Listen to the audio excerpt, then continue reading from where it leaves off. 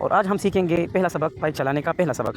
तो इसमें हम सबसे पहले सीखेंगे कि बाइक के मुख्तलिफ़ पार्ट्स क्या है और ये सीखना क्यों ज़रूरी है, क्योंकि किसी भी चीज़ को समझने जो आपके अंदर जो एक खौफ होता है, एक डर होता है, तो उसको मिटाने के लिए अगर बहैसियत इंसान हम समझे कि एक प्रोसेस किस तरह काम करता है, तो हमें आसानी रहती है कि हम उस डर को कोप कर सकें और आसानी से वो मुश्किल तरीन जो हमारे लिए एक मुश्किल स्टेप होता है वो ले सकते हैं। तो चलिए शुरू करते हैं। सबसे पहले इसके जो बुनियादी पार्ट्स है उसके बारे में जानते हैं कि हमारे पास बाइक में 3 बुनियादी चीज़ें हैं। एक हमारे पास पहिए आ जाते हैं जो घूमते हैं, इसमें फ्रंट व्हील है जिसमें फ्रंट ब्रेक लगा हुआ है, और एक बैक व्हील है जिसमें हमारे पास बैक साइड पे भी रियर ब्रेक हमारे पास होता है, वहाँ पे डल के ये पहिया घूमता है।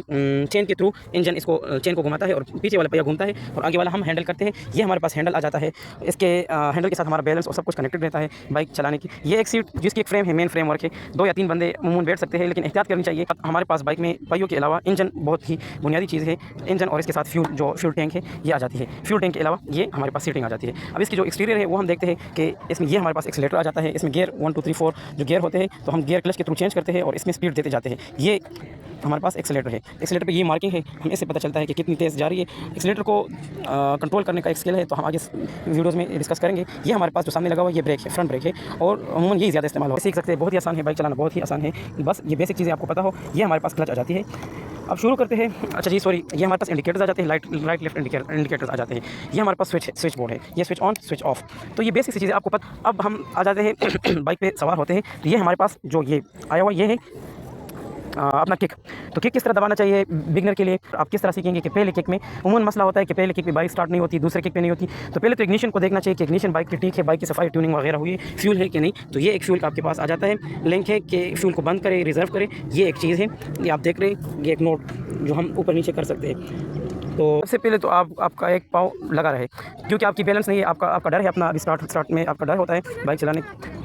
अच्छा जी, तो किक से स्टार्ट करते हैं। ये हुआ बाइक स्टार्ट, ये न्यूट्रल की लाइट लग गई, देखनी चाहिए होती है। ये मैंने ये जो अपनी किक है थोड़ी सी प्रेस कर दी और ये पहली किक पे स्टार्ट हो गई। थोड़ी सी प्रेस करनी होती है, तो ये बाइक एक ही किक पे स्टार्ट हो जाती है। इसके साथ ये एक्सीलेटर थोड़ा सा प्रेस करना होता है, तो पहली किक पे बाइक स्टार्ट हो जाती है। तो एज ए बिगनर ये टिप्स आपको बहुत ही फ़ायदा देंगी, बहुत ही आसानी से आप बाइक ऑपरेट कर सकेंगे। और ये चीज़ें बहुत ही बेसिक सी चीज़ें हैं जो आपको कोई बताता नहीं अक्सर। तो जुड़े रहिए बहुत को जाने के लिए। और बाइक एक आज़ादी है, तो be young, be adult, enjoy the scenes while riding on the bike and be safe. पहले अगर आपका डर भी दूर करना हो तो आप इसी तरह पेडेस्टल जा सकते हैं कि पाँव को लगा के आगे आप जा सकते हैं। ये दूसरा पाँव अगर आप गिरते हैं तो एक साइड पे, दूसरे साइड पे।